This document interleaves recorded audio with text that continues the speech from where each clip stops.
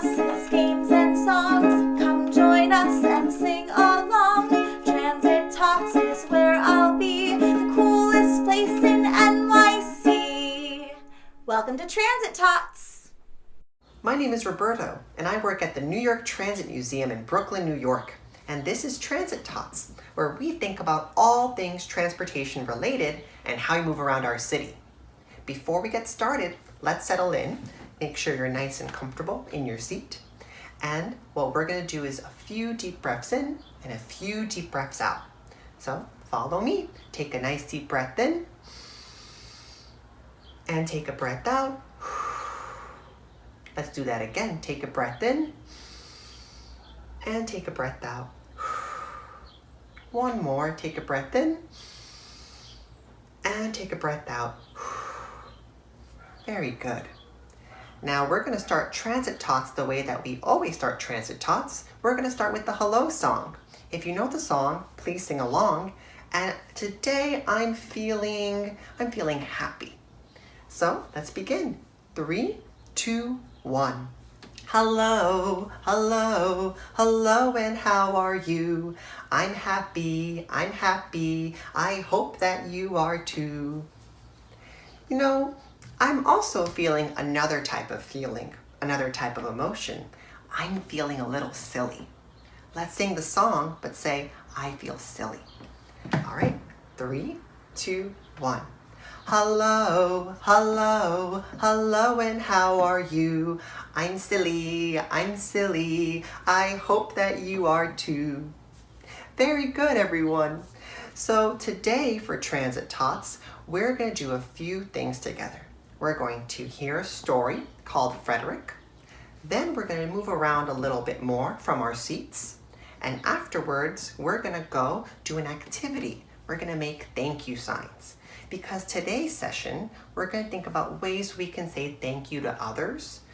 We could say thank you to family members. We could say thank you to MTA workers, people who move our city around. And we can also say thank you to the earth, because tomorrow is Wednesday, April 22nd, and tomorrow is Earth Day. So we can keep our city and our world clean and make sure that we take care of the environment too. So let us first read a story. Maybe you've read this story before or you've heard about it with your family members. This book is called Frederick by Leo Lionni. On the cover, I'm noticing a few things. I see there's a little mouse there with a smile, and the mouse is holding a flower right by some rocks. And on the cover, there's a medal. This says Caldecott Honor Book. So that means that the book's artwork got recognized as being very nice and special. So Leo Lionni wrote the words and made the art too. Maybe you can make some art as well. This book is called Frederick. All along the meadow, where the cows grazed and the horses ran, there was an old stone wall.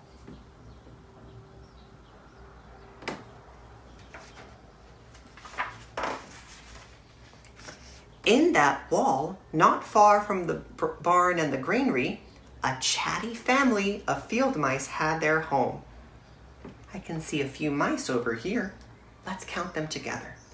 1, 2, 3, 4, 5. 5 chatty field mice.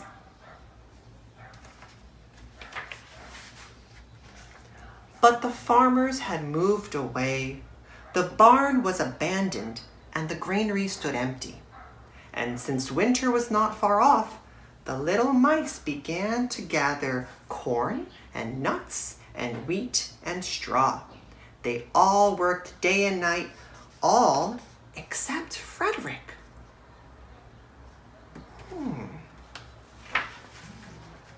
Frederick, why don't you work? They asked. I do work, said Frederick. I gather sun's rays for the cold winter days.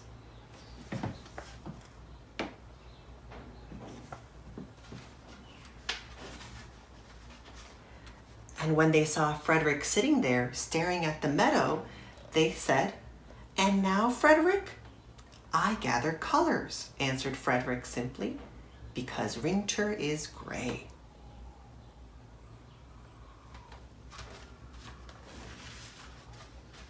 And once Frederick seemed half asleep. "Are you dreaming, Frederick?" they asked reproachfully.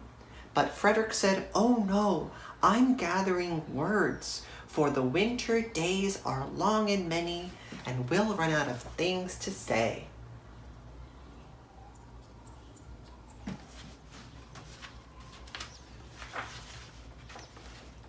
The winter days came, and when the first snow fell, the 5 little field mice took to their hideout in the stones. "I'm noticing there's white coming from the sky. That must be the snow." And here the mice are going into the stone wall. In the beginning there was lots to eat, and the mice told stories of foolish foxes and silly cats. They were a happy family.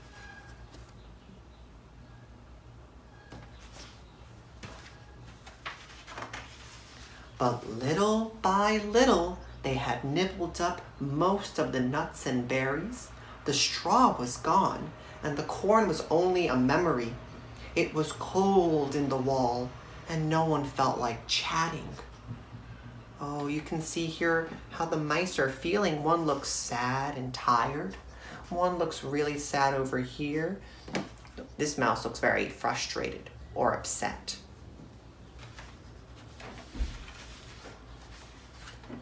Then they remembered what Frederick had said about sun rays and colors and words. "What about your supplies, Frederick?" they asked.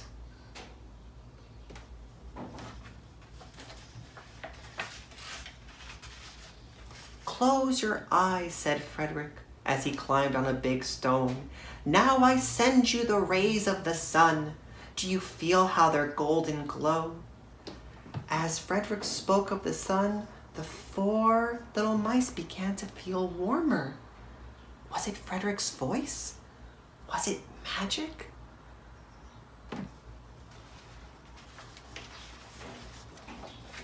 "And how about the colors, Frederick?" they asked anxiously. "Close your eyes again," Frederick said. And when he told them of the blue periwinkles and the red poppies in the yellow wheat and the green leaves of the berry bush, they saw the colors as clearly as they had been painted in their minds. So they're using their imaginations and they're seeing all those colors. "And the words, Frederick?" Frederick cleared his throat and waited a moment. And then, as if from a stage, said, "Who scatters snowflakes? Who melts the ice? Who spoils the weather? Who makes it nice? Who grows the 4-leaf clovers in June? Who dims the daylight? Who lights the moon? 4 little field mice who live in the sky. 4 little field mice like you and I. One is the spring mouse who turns on the showers. Then comes the summer who paints in the flowers. The fall mouse is next with walnuts and wheat, and winter is last with little cold feet. Aren't we lucky the seasons are 4? Think of a year with 1 less or 1 more." When Frederick had finished, they all applauded. "But Frederick," they said, "you are a poet."